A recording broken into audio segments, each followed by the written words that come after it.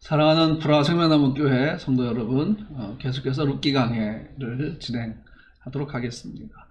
우리가 룻기 1장부터 나오는 그 배경이 모압이죠. 모압이 어딘지 한번 지도를 통해서 알아보도록 하겠습니다. 지리적인 위치를 아는 게 훨씬 도움이 되니까요. 자, 여기 지도를 보시면 옛날 왕국 시대인데요. 이스라엘 왕국이 있죠. 여기가 베델이고요. 그 다음에 북왕국 이스라엘, 남왕국 유다로 갈라지죠. 솔로몬의 아들 때 와서 두 나라로 나눠지게 됩니다. 그래서 예루살렘, 헤브론, 여기가 부엘세바죠. 그 다음에 여기 파란색으로 내려오는 게 요단강입니다. 갈릴리 바다에서 사해바다까지 오는 요단강. 그래서 요단강 오른쪽이 암몬 왕국이었고요. 그 다음에 이 사해바다를 끼고 있는 이 오른쪽, 물론 지금 요르단 땅이기도 하지만 여기가 모압 왕국이었습니다. 나오미의 가족이 이제 이쪽으로 이주를 해간 거죠. 조금 한글로 된 지도를 한번 다시 볼까요? 자, 여기가 베들레헴입니다. 베들레헴에 살고 있던 엘리멜렉의 가족, 엘리멜렉과 또 나오미, 그리고 말론과 기럨 네 식구가 이 모압 땅으로 간 겁니다. 여기에서 며느리 두 명이 들어오죠.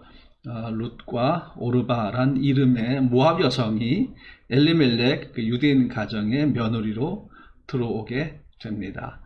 자, 이제 우리가 조금 지도를 봤으니까 성경 구절을 한번 좀 생각을 해보도록 할까요? 먼저 룻기 1장 1절을 한번 좀 보겠습니다. 사사들이 치리하던 때에 그 땅에 흉년이 드니라. 유다 베들레헴의 한 사람이 그의 아내와 두 아들을 데리고 모압 지방에 가서 거류하였는데, 룻기 1장 1절은 이렇게 시작을 합니다. 룻이 나오는 이 역사적인 배경, 그 시대적인 배경을 사사들이 치리하던 때라고 설명을 하고 있습니다. 이 룻기 1장을 보면요, 고통받는 사람들, 타향에서 고통받는 사람들, 그 타향에 머물면서, 나그네로 머물면서 어떻게든 살아가려고 애를 쓰는 사람들의 모습을 볼 수가 있습니다. 여러분과 저도 비슷하지 않나요? 우리도 타향에서, 프라하에서 살아가려고 많이 애를 쓰고 있죠. 우리도 우리의 고향을 떠나서 멀리 유럽에까지 와 있는 거죠. 이제 우리가 한번 이 룻기의 시대를 같이 생각을 해보려고 하는데요. 이 룻기 시대는 1장 1절 말씀 보니까 이렇게 설명을 하고 있어요. 사사들이 치리하던 시대다 그랬습니다. 그러면 사사들이 치리하던 시대는 어떤 시대였을까요? 오늘 이 1장 1절 보니까 흉년이 드니라 라는 것이 많은 것들을 우리에게 설명을 해주고 있습니다. 암울했던 시기입니다. 사사들의 시대는 암울했던 시기였어요. 왕도 없었습니다. 그리고 사람들이 자기 생각에 좋은 대로만 행하던 시대였고요.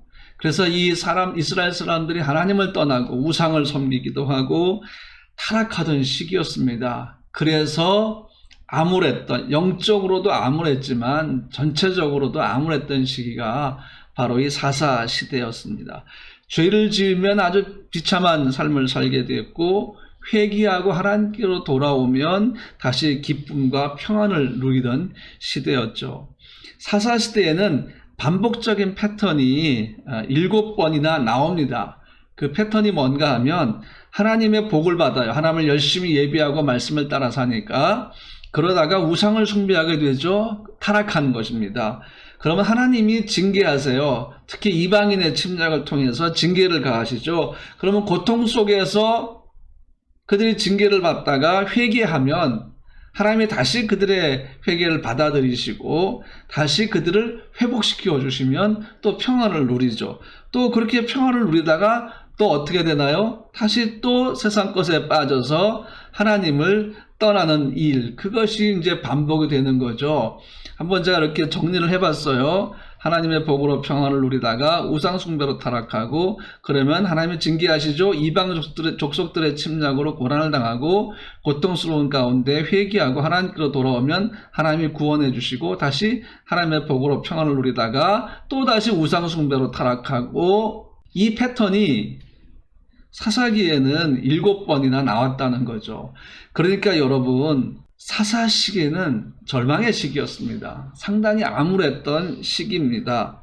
이 사사기는요, 그 마지막 부분으로 가면 베냐민 지파의 죄악이 나와요. 12지파 가운데 하나가 베냐민 지파죠. 베냐민 지파의 죄악이 나오죠. 그래서 이 다른 지파들이 베냐민 지파를 공격을 해서 무자비하게 죽여버립니다. 그러면서 베냐민 지파가 600명밖에 남지 않아요. 거의 몰살시킨 거죠. 그런데 한 지파가 없어진다는 것은 이거는 굉장히 슬픈 일이죠. 안타까운 일이죠. 12족속이 이스라엘 족속인데 그 중에 한 족속이 한 지파가 없어져 보세요. 이거는 그들이 생각하기에도 아니란 생각이 들었습니다. 그렇게 해서 이 베냐민 지파의 600명을 남기기로 결정을 하죠. 그 방법이 뭔가 하면 베냐민 지파의 남자들이 결혼을 해야 되는데 여러 가지 방법으로 결혼을 하게 하죠. 그런데 여러분, 다 결혼할 수 있었던 것이 아니죠. 그러니까 또 다른 여인들을 구해야 되지 않겠어요? 그러다 보니까 이 베냐민 지파를 남기기 위해서 실로라는 곳에서 초막절 축제가 열리는데 이 초막절 축제에 참가한 여인들을 납치하죠.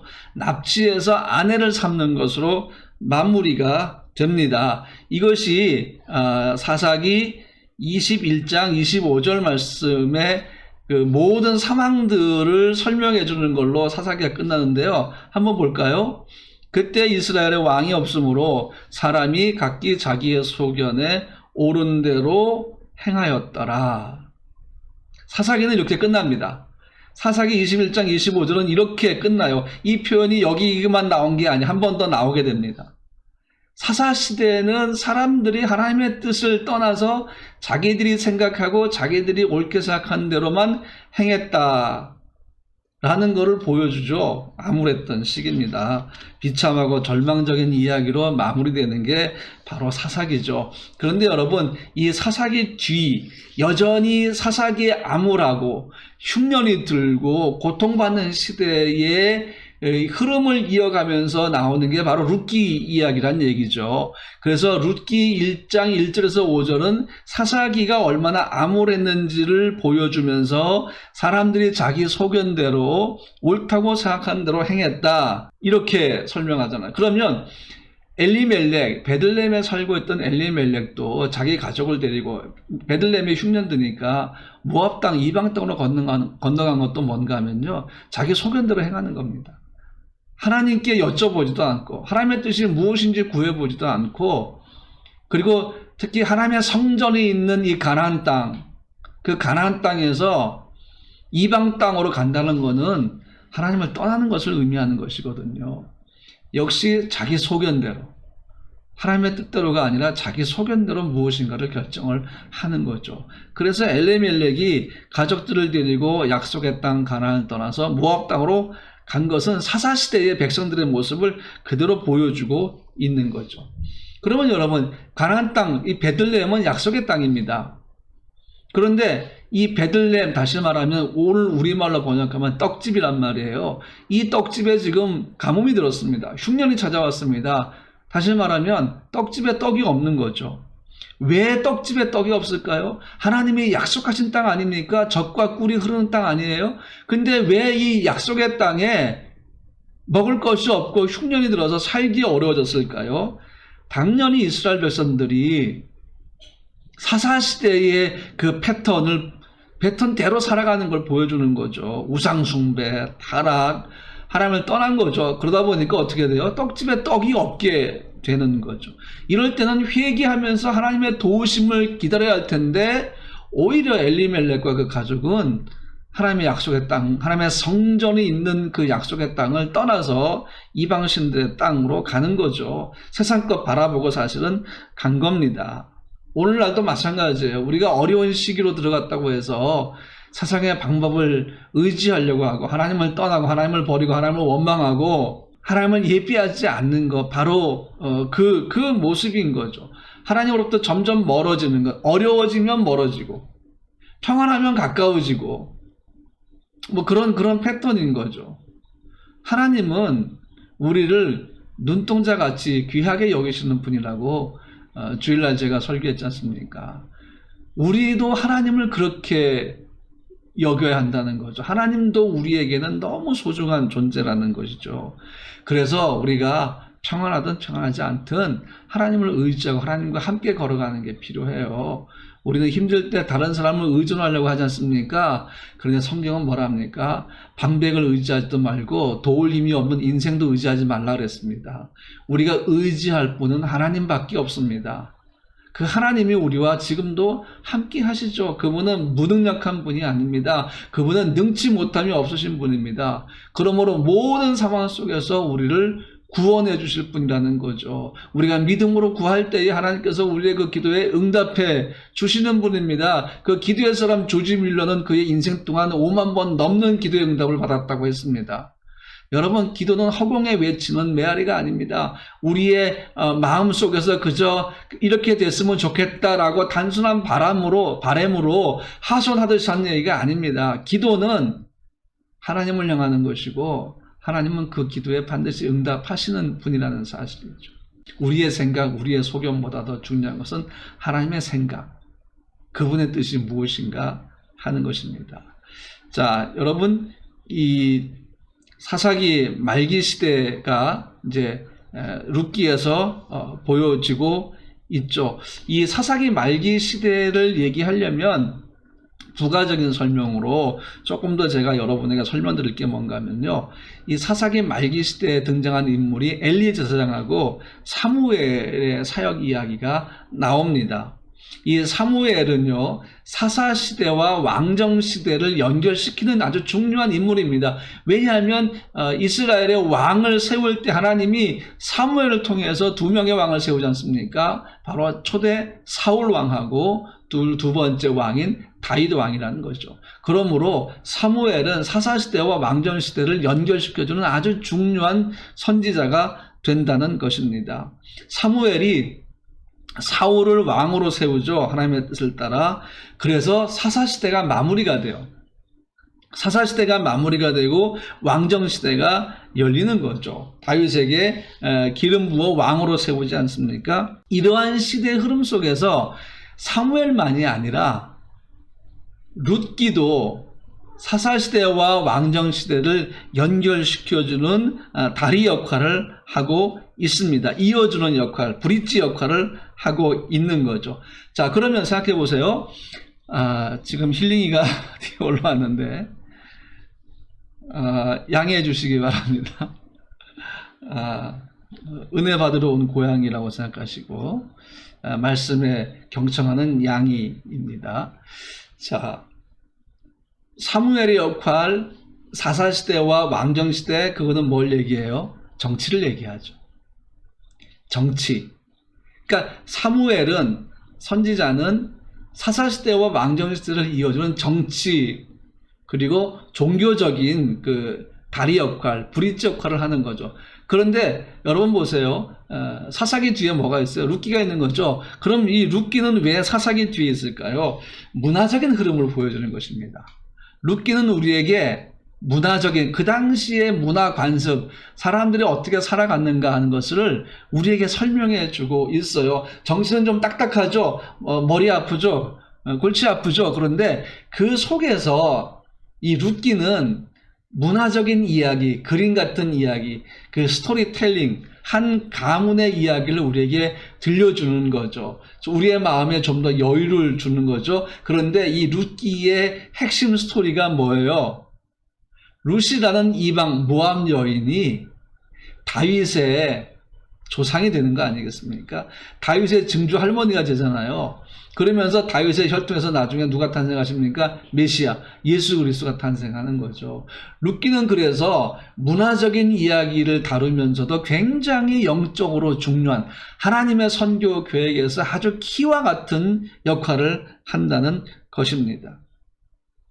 룻기를 보면요, 사사시대와 왕정시대를 이어주면서 당시 사람들이 어떻게 살았는가를 보여준다고 얘기했죠. 룻기를 가만히 읽어보면 그 당시 사람들의 문화와 관습을 우리가 알 수가 있어요. 자, 그러다 보니까 암울한 사사시대, 왕이 세워지는 왕정시대 사이에서 룻기의 역할은 보석과도 같은 역할이다. 보석처럼 아주 아름다운 역할을 담고 있는, 역할을 하고 있는 책이라는 것을 우리가 알 수가 있죠. 룻은 보아스하고 결혼을 하게 되죠. 그렇죠? 그리고 룻과 보아스 사이에서 태어난 아들이 오벳이고, 오벳이 이새를 낳고 이새가 다윗을 낳게 되는 이 스토리, 이 아름다운 스토리. 그런데 여기서 우리가 또 한 가지 생각해야 할 것이 뭔가 하면요, 룻기 4장 17절 말씀 보니까 그의 이웃 여인들이 그에게 이름을 지어주되 나오미에게 아들이 태어났다 하여 그의 이름을 오벳이라 하였는데 그는 다윗의 아버지인 이새의 아버지였더라 그랬습니다. 룻기는 다윗 왕의 가까운 친척들의 이야기를 기록을 하고 있죠. 그래서 룻기 4장을 보면요, 보아스 쪽의 혈통을 언급하면서 다윗의 출생까지를 기록하고 있죠. 결국 이것은 메시아의 족보가 되는 거예요.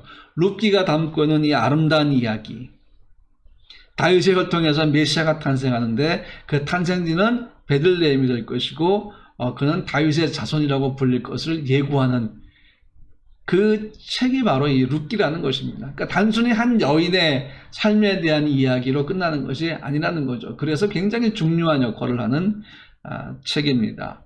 사랑하는 성도 여러분, 어느 시대나 암울한 시기가 있습니다. 우리가 주님 오실 때가 가까울수록 성경이 예언하고 있는 그대로의 일들이 일어나는 것을 볼 수 있어요. 이 코로나 바이러스도 마찬가지입니다. 전염병이 도는 거죠. 역시 성경에 예언된 말세한 징조입니다. 우리는 앞으로 지금까지 살아왔던 시대와 또 다른 뉴노멀 시대로 들어가고 있는 것을 기억해야 됩니다. 뉴노멀. 우리가 평상시 해왔던 그 일상들이 이제는 새로운 일상으로 바뀌어갈 수 있다는 거죠. 우리가 살아가는 방식도 바뀌어야 할 수 있습니다.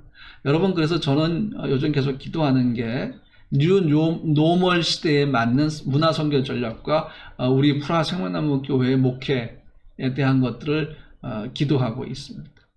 바뀌어야 되거든요. 여러분, 지금 4차 산업혁명 시대입니다. 완전히 관점이 다른 시대죠. 그러면 거기에 맞는 선교 전략이 필요하고 거기에 맞는 목회가 필요한 거죠. 그런데 체코에 올 때만 해도 4차 산업혁명에 맞는 선교 전략, 문화 선교 전략을 생각을 했는데 체코에 와서 이제 올해부터 갑자기 예상하지도 못했던 또 다른 철학의 변화가 필요한 걸 경험합니다. 전략의 변화가 필요한 걸 경험을 해요. 왜냐하면 염두에 두지 않았던 것이 일어나게 됐죠. 그것이 바로 뉴노멀 시대.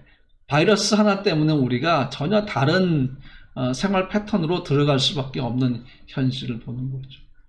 자, 시대마다 이런 암울함이 있고 새로운 변화들이 있습니다.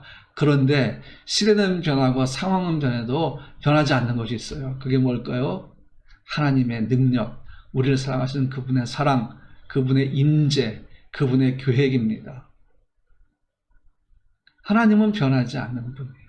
그래서 여러분, 우리가 이 룻기를 공부하면서 사사시대의 암울함을 보기도 하지만 그 속에서 한편의 아름다운 이야기, 예수님의 그 족보에 대한 이야기를 풀어가시는 하나님의 우리를 향한 배려, 그런 것들을 우리가 한번 생각을 해봤으면 좋겠습니다. 여러분, 룻기 계속 읽고 계시죠? 다음 시간에 만나도록 하겠습니다.